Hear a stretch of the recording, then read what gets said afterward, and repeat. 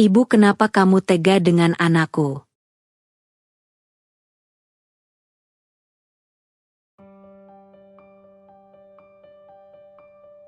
Aku, Aini, anak bungsu dari 3 bersaudara. Dulu, rumah ini penuh dengan canda tawa. Suara riuh kami saat bermain bersama di ruang tamu, obrolan hangat di meja makan, dan pelukan hangat dari ibu yang selalu menenangkan. Tapi sekarang, suasana itu terasa begitu asing. Sejak kakakku yang pertama, Bang Arif, yang seorang TNI mendapat tugas di luar pulau, membuat segalanya mulai berubah. Bang Arif adalah kebanggaan keluarga. Meski ia jauh, ibu sering membicarakannya dengan penuh kebanggaan. Di sudut hati kecilku, aku juga merindukan sosok Bang Arif yang dulu menjadi panutanku. Namun, jarak dan waktu telah merenggangkan hubungan kami. Sementara itu Mbak Dewi, kakak keduaku, tampaknya menjalani kehidupan yang sempurna.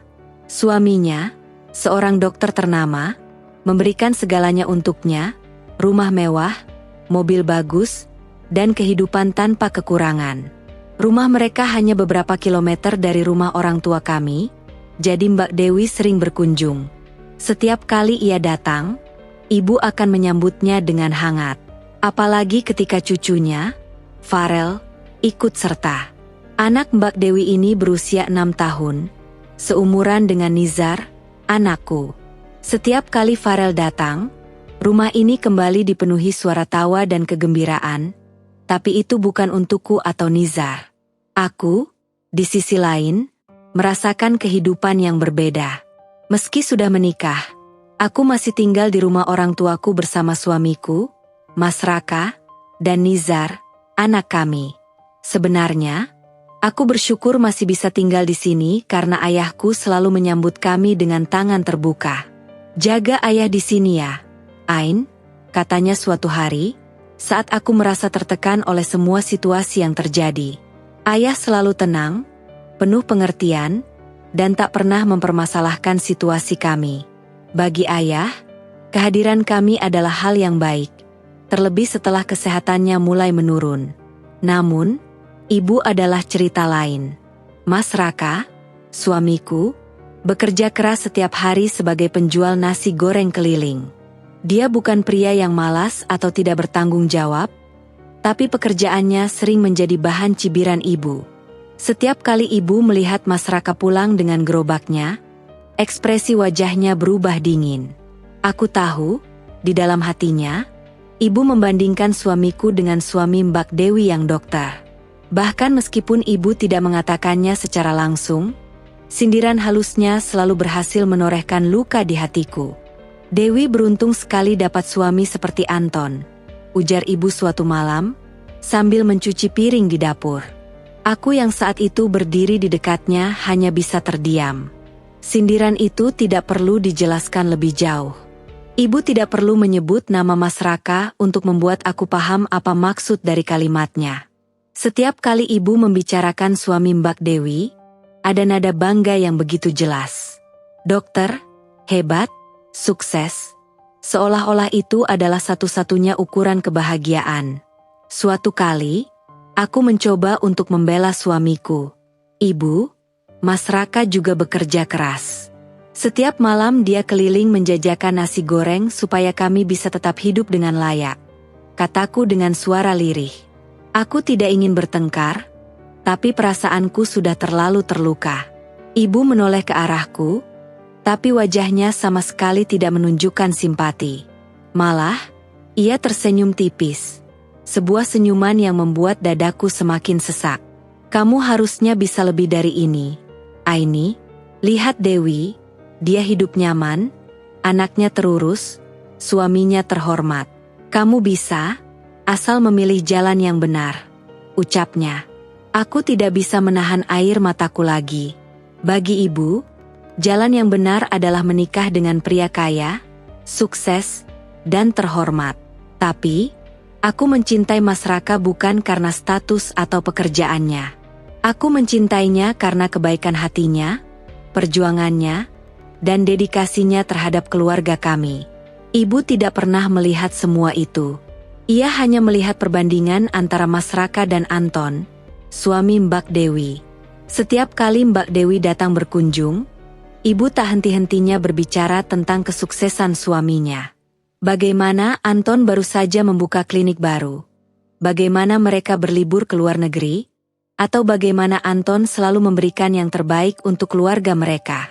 Semakin banyak ibu bercerita, semakin aku merasa tidak berharga di rumah ini. Tak hanya aku yang merasakan perbedaan ini. Nizar, anakku, juga mulai merasakannya. Nizar dan Farel seumuran, tapi perlakuan ibu kepada mereka sangat berbeda.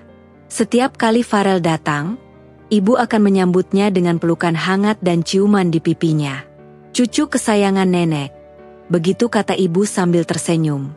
Tapi saat Nizar mendekat, ibu hanya menatapnya dengan datar, tanpa sedikit pun kehangatan yang sama. Aku bisa melihat kekecewaan di mata Nizar, meski dia terlalu kecil untuk mengungkapkannya dengan kata-kata. Hingga saat ini, aku masih ingat betul kejadian waktu Nizar berumur 4 tahun. Saat itu, kami sedang berkumpul di ruang tamu. Mbak Dewi datang bersama Farel, dan seperti biasa, ibu langsung menggendong Farel dengan penuh kasih sayang. Nizar, yang waktu itu berdiri di sebelahku, menatap dengan mata polosnya. Aku tahu, dia ingin diperlakukan sama. Dia ingin digendong, dipeluk, dan dicium seperti yang ibu lakukan pada Farel. Tapi ibu tidak pernah melakukannya. Nizar, ayo sini nak, main sama mama ya, ucapku, mencoba menyelamatkan situasi. Tapi hati kecilku terluka. Bagaimana bisa ibu begitu berbeda memperlakukan cucu-cucunya? Kadang aku bertanya-tanya, apakah ibu begitu kecewa dengan pilihanku menikah dengan Mas Raka sehingga ia melampiaskannya kepada Nizar? Apa salah anakku? Setiap malam, aku memeluk Nizar erat-erat, memastikan bahwa meski neneknya tidak menyayanginya, aku akan selalu ada untuknya. Aku sering menangis dalam keheningan malam, berharap suatu hari ibu bisa melihat Nizar dengan mata yang berbeda, seperti bagaimana ia melihat Farel. Namun, setiap kali hari berganti, sindiran ibu terus datang. Luka di hatiku semakin dalam, tapi aku tahu, aku tidak bisa menyerah. Bukan untuk diriku sendiri, tapi untuk Nizar dan untuk Mas Raka yang terus berjuang untuk kami. Setiap malam, sekitar pukul 5 sore, Mas Raka mulai mempersiapkan gerobaknya. Ia membersihkan wajan besar, memeriksa bumbu-bumbu, dan memastikan semuanya siap sebelum keluar berkeliling menjajakan nasi goreng. Gerobak sederhana itu sudah menjadi sahabat setianya selama beberapa tahun terakhir. Aku sering memperhatikan dari kejauhan saat ia mulai mendorong gerobaknya, berjalan perlahan-lahan meninggalkan halaman rumah. Aku berangkat dulu ya, Aini. Jaga Nizar baik-baik, katanya sambil tersenyum hangat, seolah tidak ada beban di hidupnya. Aku selalu membalas senyuman itu, meskipun dalam hatiku ada banyak kekhawatiran. Malam itu aku duduk di teras rumah, menatap jalanan yang mulai sepi. Angin malam yang sejuk menyapu wajahku, tapi hatiku tetap panas, diliputi kecemasan yang selalu datang setiap kali Mas Raka pergi bekerja. Aku tahu betapa berat pekerjaan suamiku. Berjualan keliling dari kampung ke kampung, tanpa pernah tahu apakah dagangannya akan laris atau tidak. Tapi lebih dari itu, aku tahu ada beban lain yang selalu ia pikul. Perasaan tidak dihargai, terutama oleh ibu. Ibu, seperti biasa, duduk di ruang tamu menonton televisi sambil mengeluh soal banyak hal. Aku tahu, cepat atau lambat, ia akan mulai lagi dengan sindiran-sindiran pedasnya. Hidupmu kok kasihan banget ya, Aini.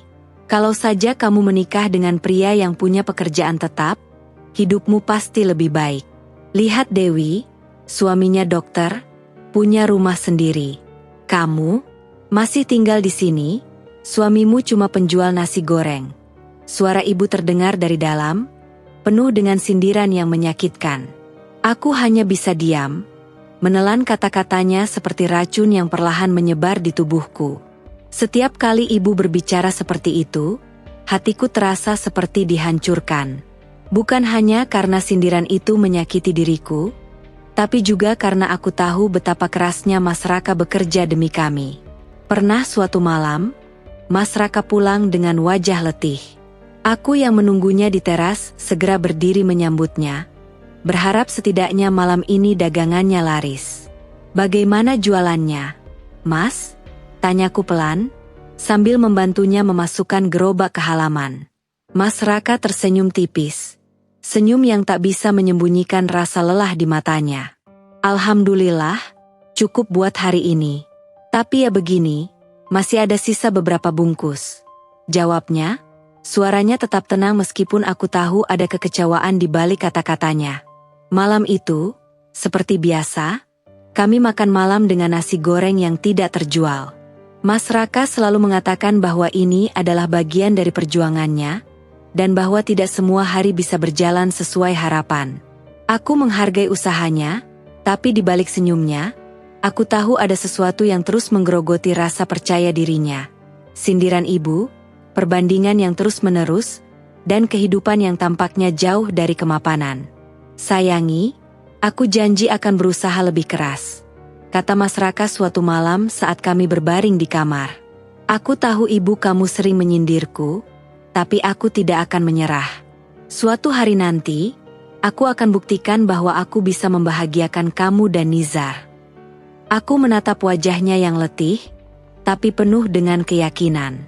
Mas Raka adalah lelaki yang lembut dan bertanggung jawab, namun tekanan dari ibu, dan mungkin dari dirinya sendiri, tampaknya semakin berat.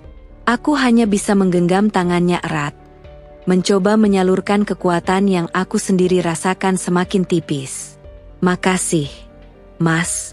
Aku tahu kamu sudah berjuang keras. Aku percaya sama kamu," bisikku lembut.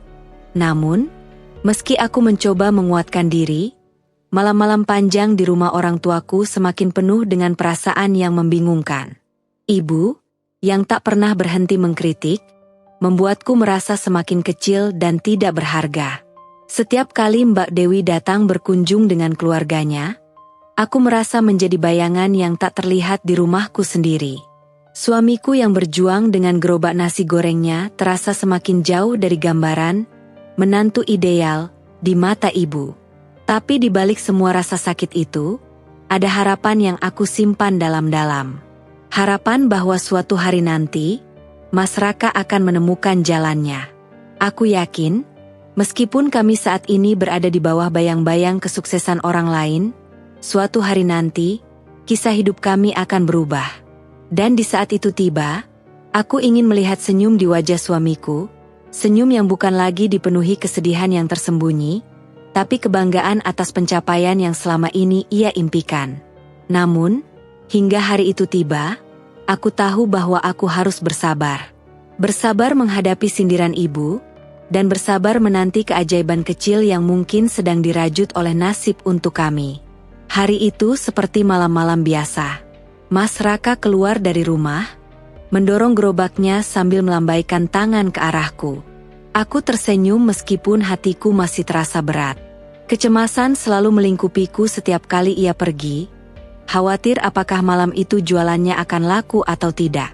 Sekitar pukul 9 malam, saat aku sedang membersihkan dapur, suara sirene ambulans terdengar sayup-sayup dari kejauhan. Aku tak terlalu memperhatikan hingga telepon rumah berbunyi. Suara di ujung sana ternyata salah satu pelanggan Mas Raka yang biasa membeli nasi goreng. "Aini, suamimu baik-baik saja, kan?"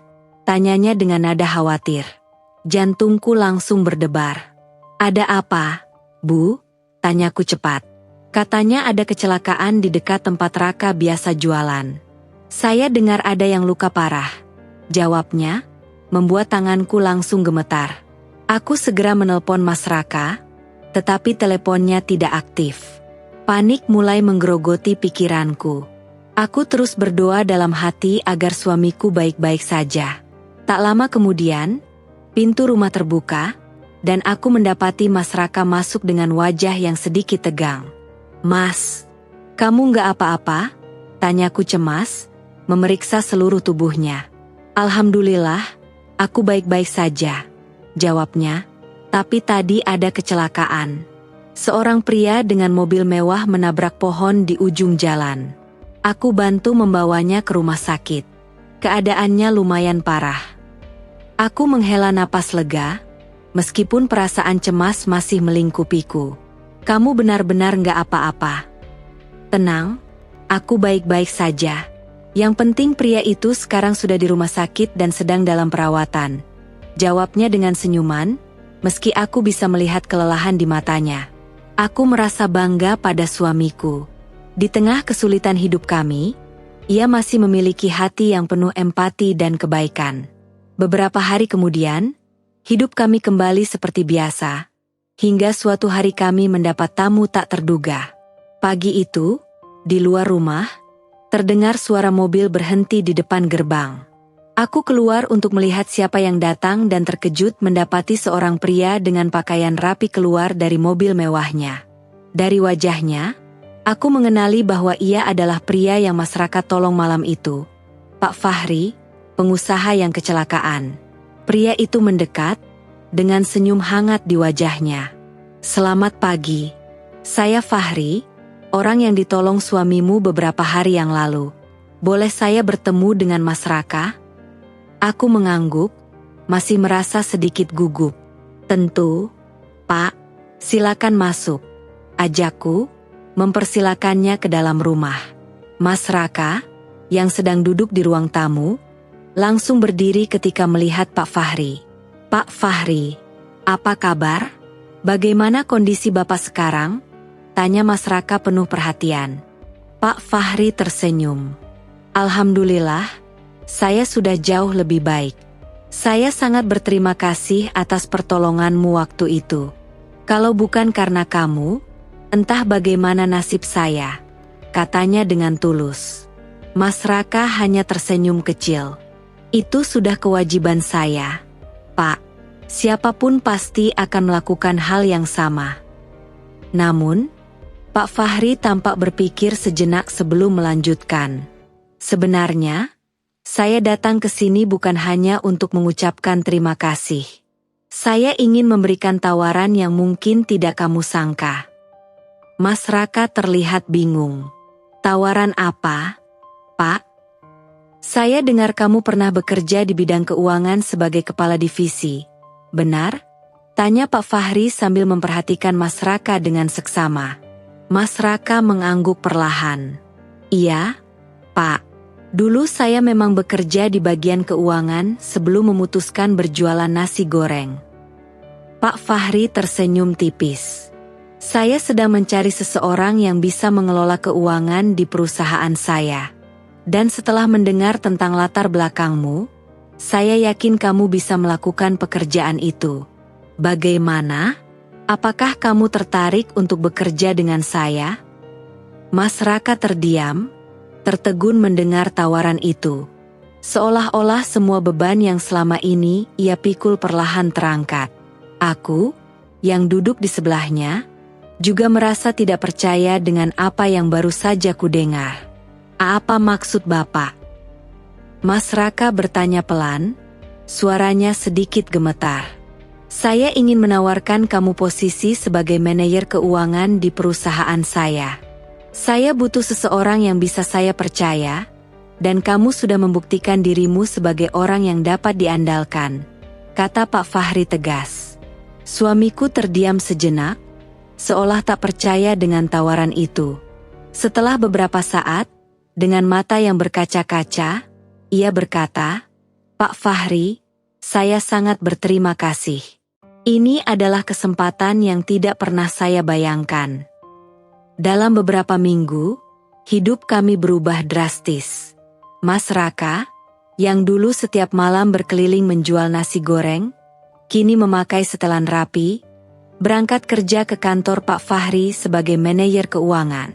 Perlahan-lahan, kondisi ekonomi kami membaik. Pendapatannya meningkat jauh dari sebelumnya. Dan yang paling penting, ia mendapatkan kembali harga dirinya yang selama ini terasa hilang. Aku melihat kebanggaan di matanya setiap kali ia pulang kerja, membawa cerita tentang hari-harinya di kantor. Aini, Hari ini aku berhasil menyelesaikan laporan keuangan dengan sangat baik. Pak Fahri bilang, aku bisa jadi kepala divisi lagi suatu hari nanti. Katanya penuh semangat. Ibu pun mulai berubah. Sindiran tentang pekerjaan Mas Raka yang dulu sering keluar dari mulutnya kini berangsur menghilang.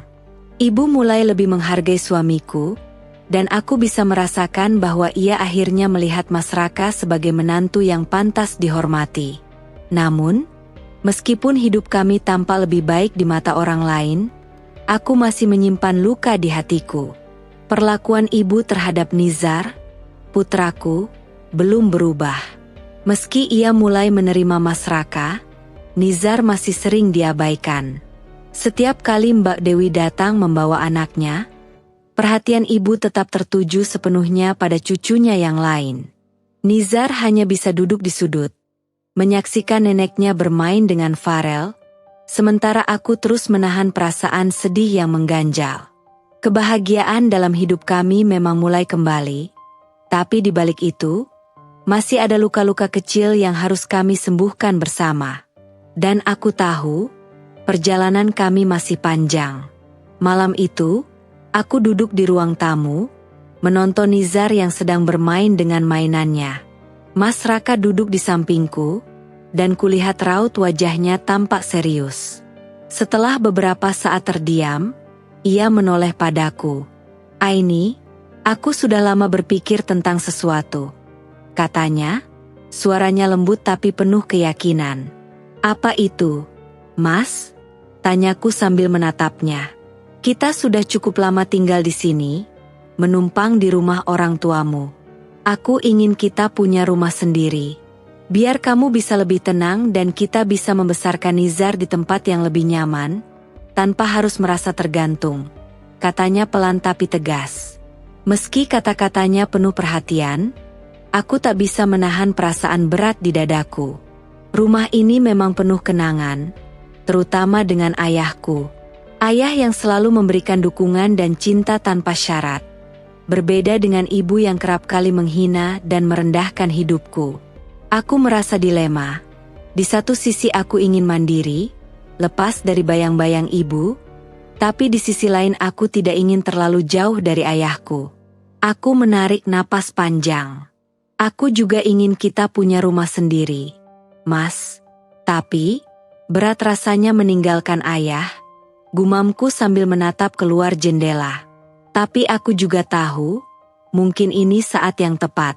Aku ingin membuktikan pada ibu bahwa aku bisa mandiri, seperti Mbak Dewi. Mas Raka tersenyum, lalu menggenggam tanganku erat.